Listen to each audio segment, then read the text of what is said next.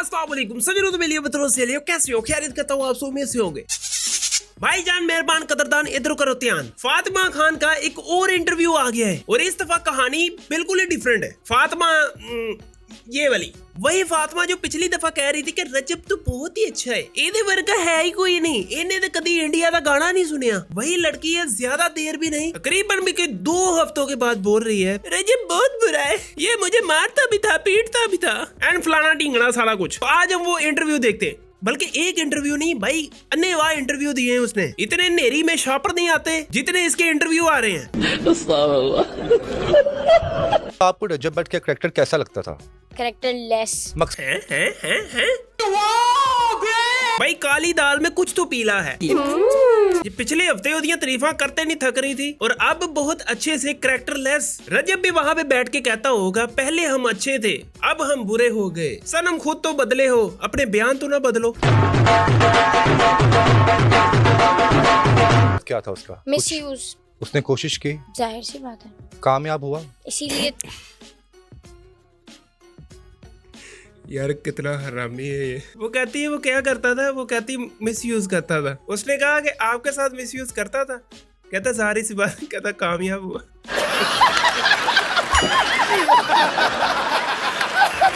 कामयाब हुआ, इसीलिए तो मैं आई हूँ, मुझे इसके लिए लीगल एक्शन लेना है।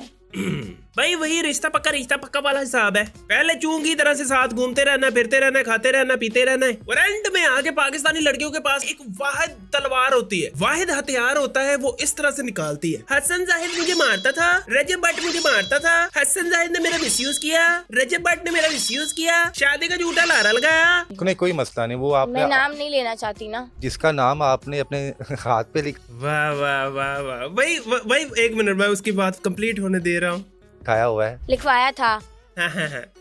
मैं उसका नाम नहीं लेना चाहती और उसका नाम पहले पता नहीं कहाँ पे इसने वो टैटू करवाया हुआ था, अब उसका नाम नहीं लेना चाहती। वाह दीदी, वाह दीदी, नहीं दीदी, वाह दीदी, दीदी। देखिए वो जो इंसान है ना, वो गिरगिट है, यूं रंग बदलते हैं उसके, यूं। भाई यूं तो पता नहीं 2 हफ्तों में तो आपने वैसे यूं बदलते देखा है आपको। पिछले इंटरव्यू में जितनी आपने तारीफें कर दी थी, मेरा दिल करने लग गया था कि यार मैं अगर लड़की होती तो मैं भी रजब के साथ सेट हो गए 45 लाख वाली गाड़ी ले लेती। और अब स्टोरी डिफरेंट कर दी आपने। क्या कोई कस्में भी खाई गई थी? ऐसे ही खा लेते हैं, आपको पता है ना। कस्में नहीं हो गई, दवाई हो गई। मैंने उनको 2-2.5 लाख रुपए की शॉपिंग करके दी थी।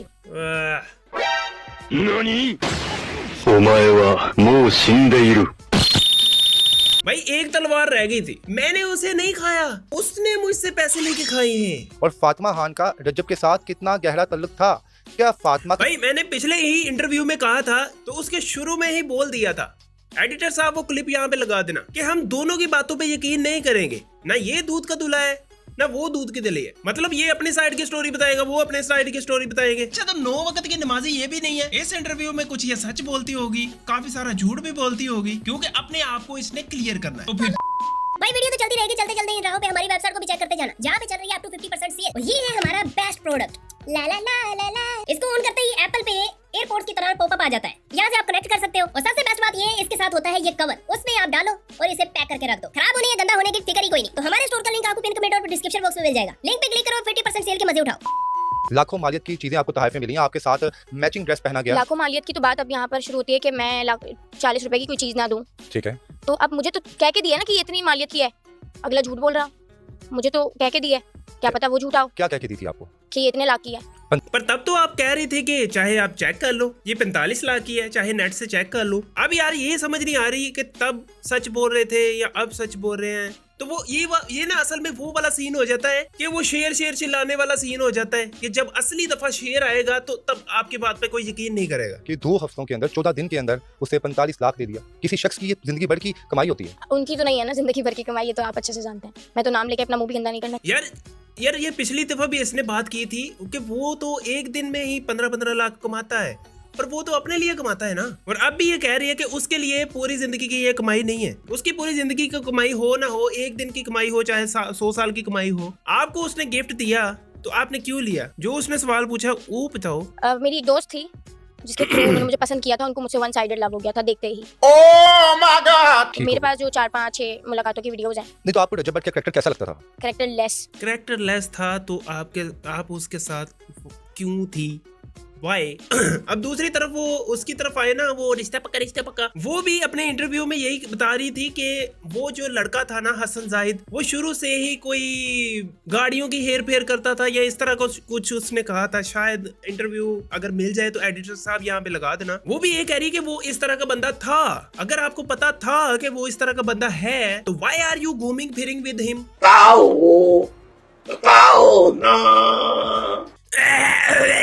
यम यम यम। जब वो आपके पास आया तब वो शादीशुदा भी थे? तब वो शादीशुदा थे, लेकिन उन्होंने ये कहा था कि शादी जबरदस्ती हुई है।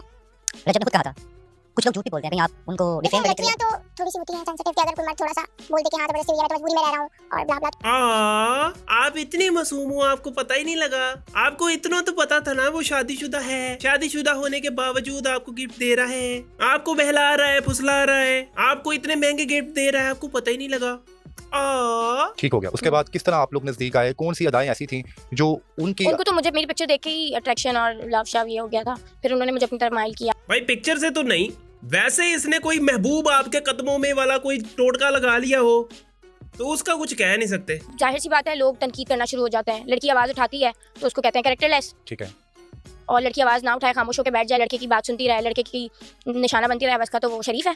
बिल्कुल ऐसे। भाई ये बात नहीं है कि आप अपनी अगर आवाज उठाओगे तो आप कैरेक्टरलेस हो या इस तरह का कुछ है। बात ये है कि आवाज उठाते ही क्यों एंड पे हो, जब सारा कुछ हो जाता है। इसी के इंटरव्यू में इसने बताया हुआ है, थोड़ा आगे से चल के आएगा वो, कि वो मुझे मारता था, पीटता था, ये वो सारा कुछ करता था। उधर वो रिश्ता पक्का वाला के भी यही सेम सीन था। वो भी कहती थी कि मुझे मारता था, पीटता था, पर जब मार रहा था, पीट रहा था, तब क्यों नहीं आवाज उठाई? मेरे पास वीडियोस हैं, प्रूफ हैं, तो तब क्यों नहीं दिखाए? जब आपको पता चल रहा है कि ये बंदा मारता है, पीटता है या मिसयूज करता है कोई भी, तो आप उससे तब भी साइड पे हो जाओ। मुझे ये समझ नहीं आ रही, पिछले हफ्ते पूरे यहाँ पे तारीफें चल रही थी और अभी ये सारी सीन ही उलट हो गया और दरमियान में ये पता नहीं क्या हुआ है क्या नहीं हुआ, जिसकी वजह से ये इस तरह से बोल रही है।